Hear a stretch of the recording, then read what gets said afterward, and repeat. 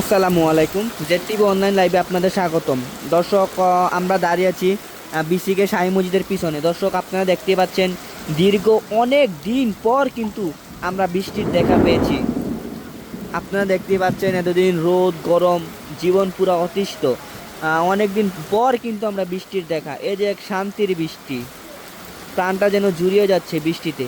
দর্শক, আপনারা দেখতে পাচ্ছেন বৃষ্টি হচ্ছে, বিদ্যুৎ অনেক চমকাচ্ছে। বৃষ্টি, শান্তির বৃষ্টি, মানুষ ভিজতেছে।